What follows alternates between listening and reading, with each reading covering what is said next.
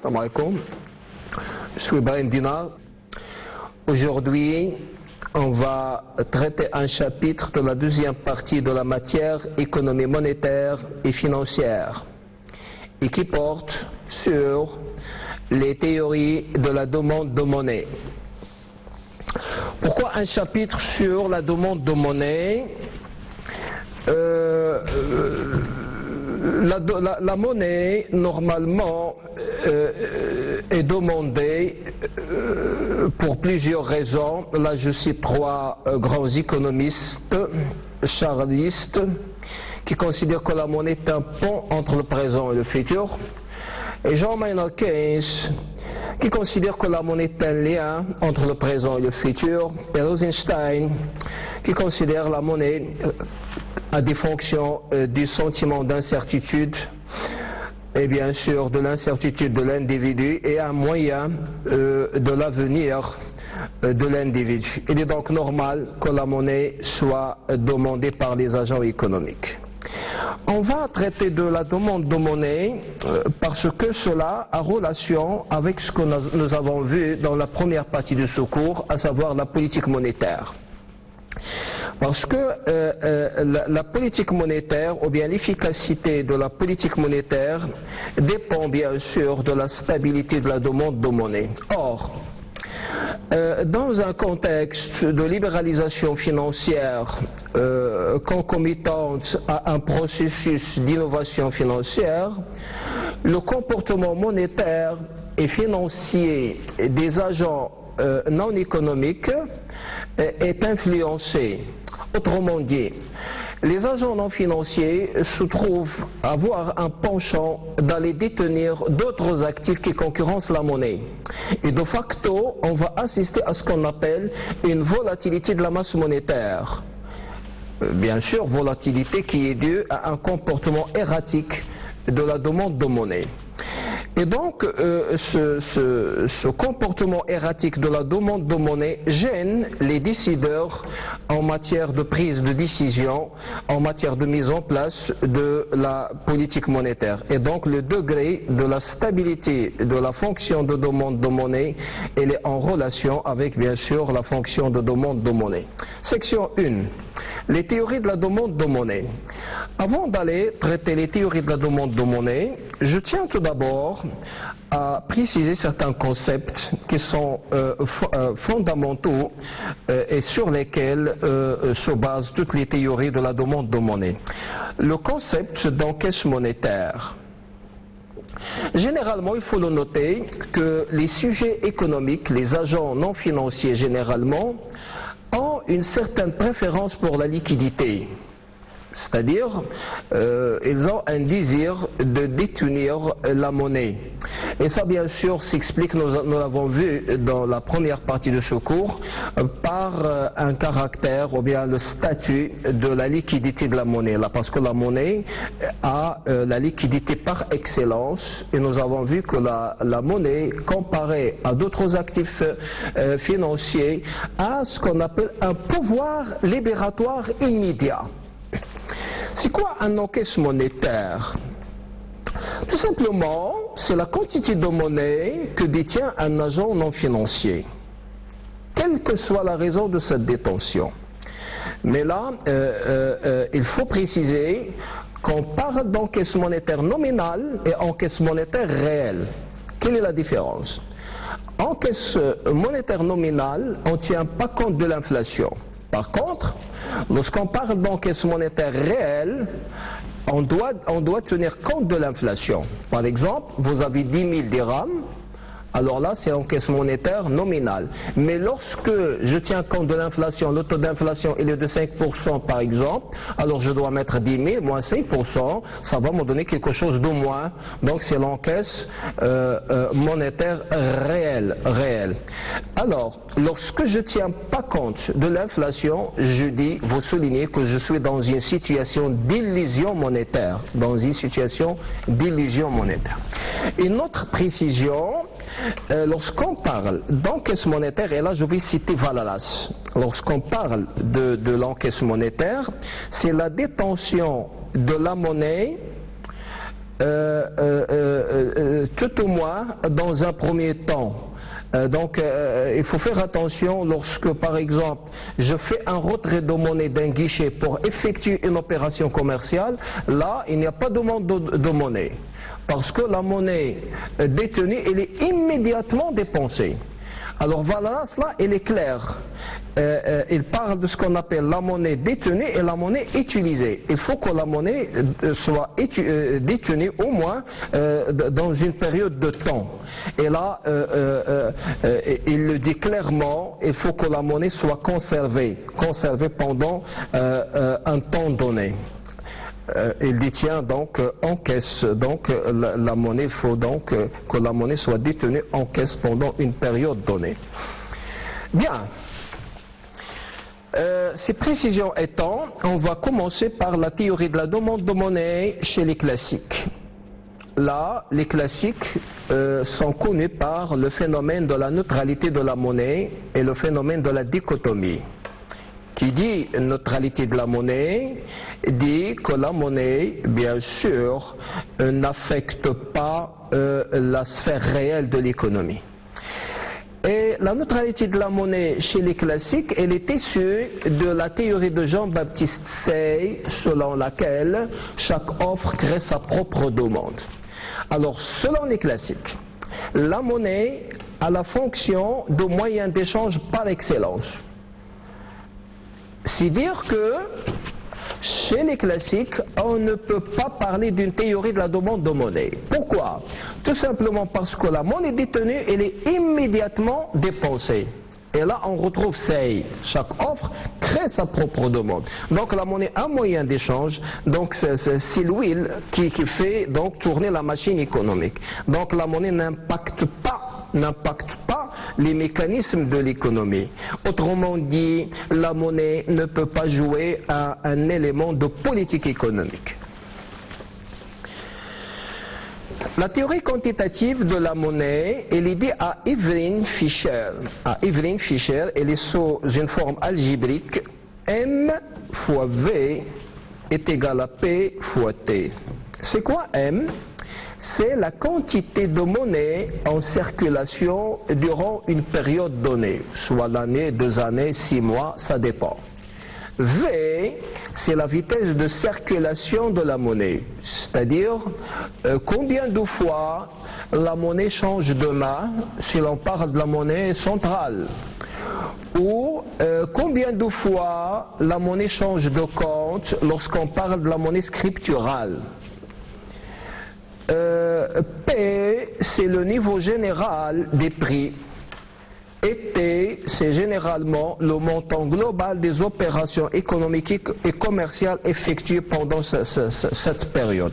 Alors, selon Fischer, si l'on prend une période donnée et si l'on agit sur la monnaie à la hausse, un mouvement à la hausse, les prix vont suivre la même tendance, augmentation des prix. Et inversement, lorsqu'on baisse la masse monétaire, les prix vont baisser. Alors, on peut reformuler la relation ou bien la loi de Fischer autrement, en tenant compte de la masse monétaire sous forme de monnaie centrale, fiduciaire, et la masse monétaire sous forme scripturale. Et l'égalité va s'écrire de cette manière. M fois VT, M, la monnaie fiduciaire, fois la vitesse de circulation de la monnaie fiduciaire, plus M', c'est-à-dire la monnaie scripturale, fois la vitesse de circulation de la monnaie scripturale, de compte en compte, est égal au prix fois T. Bien. Une précision qu'il faut noter, c'est que selon Fischer, généralement, la théorie, donc il y a proportionnalité entre l'évolution de la masse monétaire et l'évolution des prix. Et que généralement, la relation MV est égale à PT, elle est très très robuste, très très solide lorsqu'on est dans le long terme. L'école de Cambridge, et là je cite Alfred Marshall, Donc, selon Marshall, la demande de monnaie, donc Marshall, au lieu de prendre le montant des transactions, il préfère raisonner avec le revenu national. Mais il y a une explication pour cette méthode de Marshall, c'est que parfois il est très difficile de mesurer la vitesse de circulation de la monnaie. Ce qui fait, bien sûr, en tenant compte des transactions. Donc pour Marshall, il veut simplifier les choses, il veut raisonner avec ce qu'on appelle la vitesse revenu. Hein? Donc il considère que la demande de monnaie, elle est proportionnelle au total des ressources, bien sûr, au revenu national. Et la relation s'écrit MD, c'est-à-dire la monnaie demandée, est égale à K fois P fois Y. Alors P, c'est le niveau général des prix, Y, c'est le revenu national. Donc si on prend un exemple simple, voilà, si vous avez la masse monétaire est égale à 100 et vous avez Y est égal à 200, on peut trouver bien sûr V est égal à 2. Donc, et le cas, ça s'appelle le cas marshallien. Le cas marshallien. Voilà. Bien. De la neutralité de la monnaie, on va passer à ce qu'on appelle le caractère intégrationniste de la monnaie. Le caractère intégrationniste de la monnaie. Et là, on va retrouver donc l'école keynésienne, la théorie keynésienne de la monnaie, Jean Maynard Keynes. Donc, approche intégrationniste de la monnaie. La demande de monnaie chez Keynes. Bien. Keynes, vous savez très bien qu'il a fait un ouvrage intitulé Théorie générale de l'impôt, l'intérêt et l'emploi. C'est une théorie générale dans le sens où Keynes va donner à la monnaie une dynamique particulière. Donc Keynes va rejeter plusieurs conceptions de l'école classique. Premièrement, Keynes va rejeter la thèse de la neutralité de la monnaie. La monnaie neutre, elle est rejetée par Keynes. Keynes considère que la monnaie est un élément intégrant ou bien intégré dans l'activité économique. Autrement dit, avec Keynes, la monnaie peut impacter l'économie. La monnaie peut agir sur la demande. La monnaie peut agir sur l'offre. La monnaie peut agir sur l'emploi. Et donc, Keynes rejette catégoriquement la théorie de Jean-Baptiste Say, selon laquelle chaque offre crée sa propre demande. Comment? Pour Keynes, les agents peuvent détenir la monnaie et ils manifestent une préférence pour la liquidité. Autrement dit, pour Keynes, les agents non financiers préfèrent la monnaie pour elle-même. Pour elle-même. Et donc, lorsqu'on préfère la monnaie pour elle-même, donc il y a une partie de la monnaie qui n'est pas écoulée dans le marché. Et donc, la demande n'est pas satisfaite. Autrement dit, pour Keynes, on peut assister à ce qu'on appelle des crises de surproduction. Et donc voilà, là on assiste à un rejet catégorique de la loi de Jean-Baptiste Say.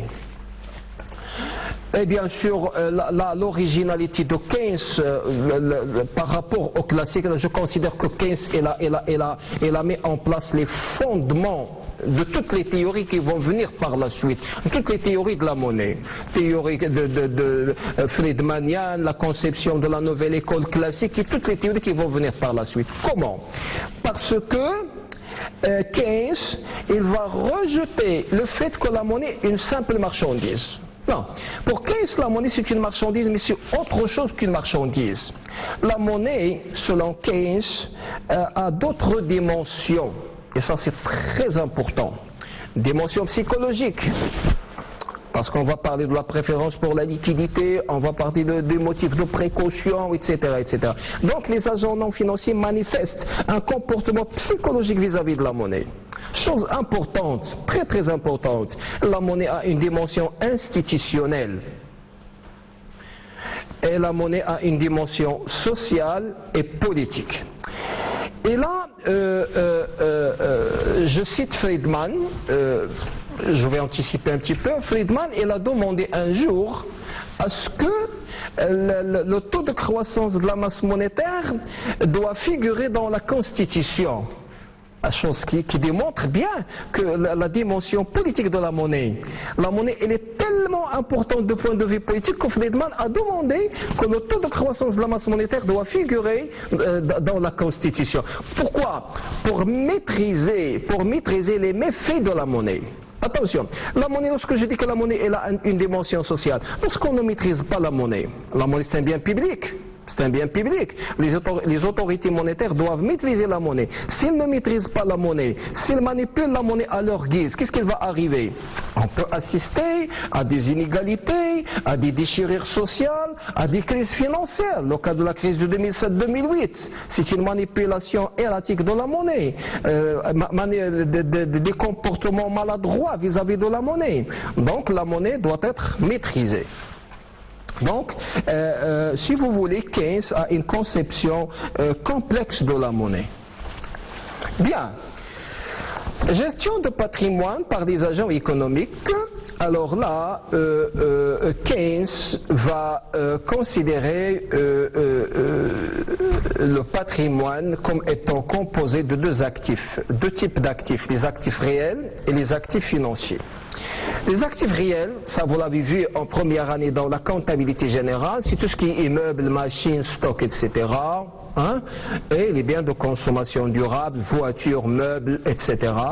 Et il y a les actifs financiers, des actions, des obligations qui sont à long terme, et des actifs financiers de court terme, les bons de trésor, les billets de trésorerie, certificats de dépôt, qui sont négociables sur le marché des capitaux. Bien. Alors, là, Keynes va élaborer ce qu'on appelle une théorie du choix. Une théorie du choix, une approche microéconomique financière, dans le sens où les agents non financiers vont faire des arbitrages autour d'un portefeuille de titres, un portefeuille d'actifs, où il y a les titres financiers et il y a la monnaie. Et c'est cette théorie du choix qui va servir toute la théorie friedmanienne par la suite. Alors, comment on va gérer le portefeuille d'actifs? Il y a deux critères qui ont été privilégiés par Keynes, le risque et le rendement. C'est quoi le risque? C'est quoi le rendement? Le rendement. Généralement, le rendement financier des actifs comprend deux éléments. First, d'une part, les revenus procurés par les actifs. Si je prends par exemple les immeubles, le revenu c'est les loyers. Si je prends les intérêts, le revenu c'est les dividendes des actions. Et d'autre part, il y a les gains. Lorsque je parle de rendement, je parle de gains. Gains ou pertes. Lorsque je parle de gains, c'est les plus-values. Lorsque je parle de pertes, c'est les moins-values. Bon, bien sûr, spécifique à tel ou tel actif. En ce qui concerne les risques, alors on peut situer 4 risques. Risque d'insolvabilité, risque de taux d'intérêt, risque de capital et risque d'illiquidité. Les motifs de détention de la monnaie chez Keynes. Alors Keynes va tenir compte de trois motifs, trois mobiles qui poussent les agents non financiers à détenir la monnaie.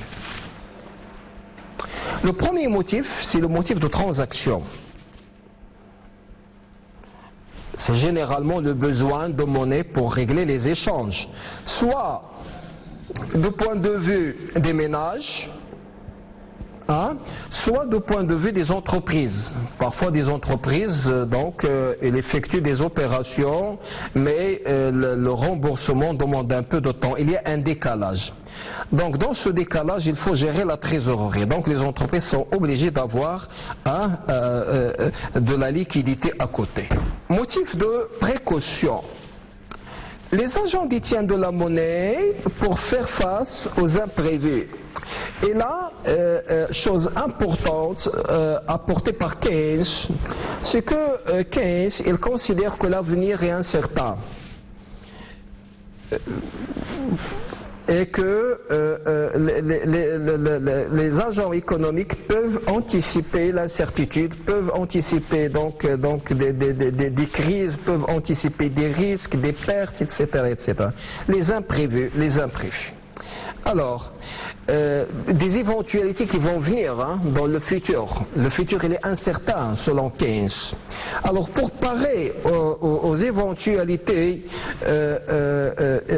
du futur, ou bien pour profiter des dépenses soudaines, parfois des opportunités qui peuvent se présenter, une marchandise importante, un PC portable d'occasion que je veux acheter et j'ai pas de la monnaie. Il faut toujours avoir de la monnaie. Une belle voiture de d'occasion que je veux acheter, mais j'ai pas de.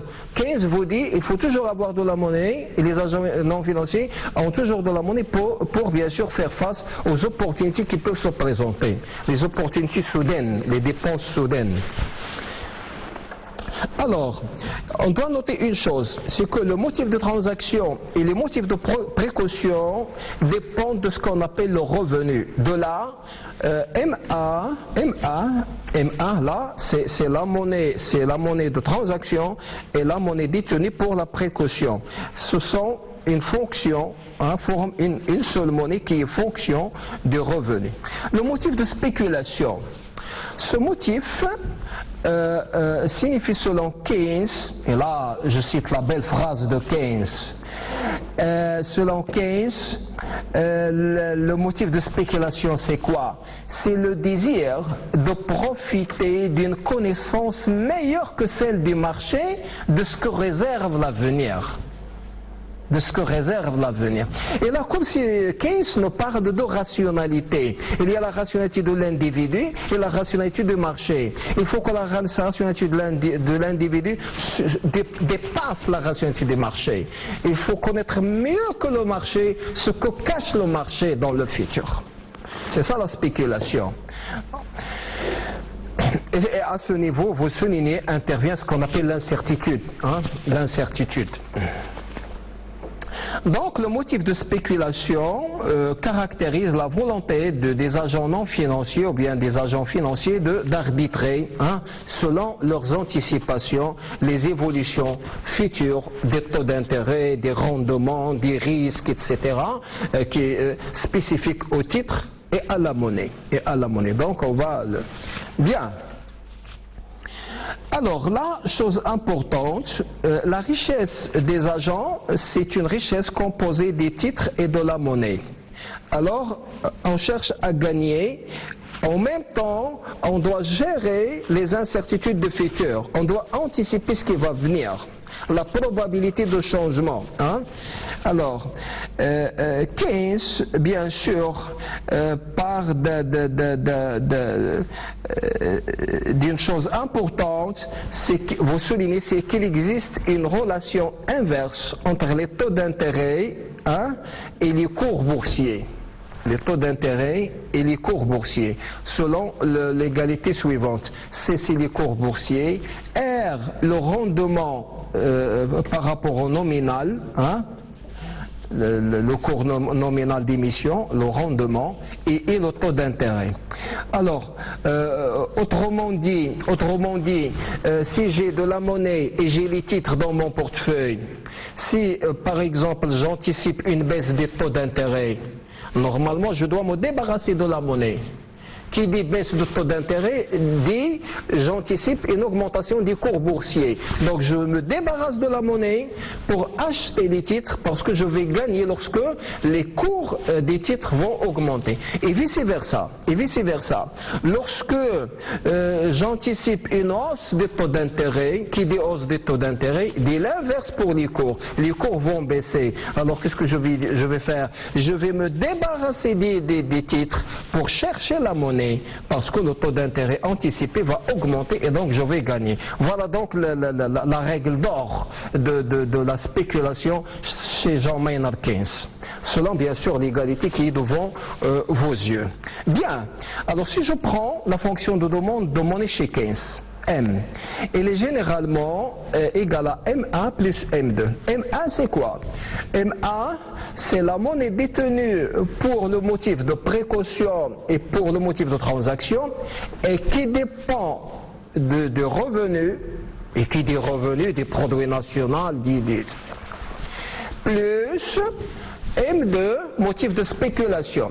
Et le motif de spéculation, il dépend du taux d'intérêt. De là, on peut schématiser donc la fonction de demande de monnaie de cette manière. Alors c'est LA plus L2. Alors vous avez l'axe des abscisses. Il reflète la demande de monnaie. Vous avez l'axe des ordonnées, c'est le taux d'intérêt. Donc entre l'encaisse monétaire et l'évolution du taux d'intérêt, c'est une fonction décroissante. Lorsque le taux d'intérêt baisse, la demande de monnaie baisse. Lorsque le taux d'intérêt augmente, la demande de monnaie augmente. Et donc vous avez L1 qui dépend du revenu et non du taux d'intérêt. Et donc vous avez L2 qui dépend du taux d'intérêt, et donc je vais faire une translation géométrique, ça va me donner donc la courbe L1 plus L2. Les limites de la théorie de la demande de monnaie chez Keynes. Bien sûr, toute théorie a ses limites. Bien. Et pour Keynes, la monnaie, il considère la richesse, l'échange entre monnaie et titre. Et là, c'est une limite à la théorie keynesienne. Pourquoi? Parce que la monnaie peut s'échanger non seulement contre les titres, elle peut s'échanger contre d'autres actifs, contre d'autres marchandises, je veux dire. Là, c'est la première limite de la théorie keynésienne. La deuxième limite de la théorie keynésienne, c'est que les gens n'arbitrent pas seulement entre la monnaie et les titres, mais aussi entre les différents titres. Et bien sûr, avec le développement de la finance moderne, on remarque très bien cette limite de la théorie keynésienne. Les spéculateurs aujourd'hui arbitrent beaucoup plus entre les titres, pas entre la monnaie et les titres. Ça, c'est la deuxième limite de la théorie keynésienne. Troisième limite de la théorie keynésienne, c'est que Keynes estime que les cours fluctuent autour d'une moyenne. Or, on a constaté que les cours peuvent augmenter ou diminuer d'une façon continuelle. Alors Keynes a tracé une fourchette dans laquelle les cours peuvent fluctuer. La réalité c'est autre chose. La réalité c'est que les cours peuvent donc baisser d'une manière infinie. Alors là, des petites questions, je vous laisse le soin d'y réfléchir. Lesquelles des trois encaisses sont oisives? L'encaisse de transaction, encaisse de précaution ou bien encaisse de spéculation? Deuxième question. Laquelle des trois encaisses est active? Est-ce que c'est l'encaisse de transaction? Est-ce que c'est l'encaisse de précaution? Est-ce que c'est l'encaisse de spéculation? Bien, voilà ce qui achève ce chapitre sur les théories de la demande de monnaie. Vous avez remarqué que j'ai beaucoup insisté sur deux grandes théories, la théorie classique et la théorie keynésienne. Parce que je sais pertinemment que les théories qui vont venir par la suite, ce ne sont que des prolongements, à savoir la théorie monétariste de Friedman, qui est une manière de prolonger la théorie keynésienne en maintenant la théorie de la préférence pour la liquidité et bien sûr en maintenant la théorie des choix de Keynes. Donc je vous remercie, bon courage et donc je suis toujours à votre disposition pour toutes les questions et merci.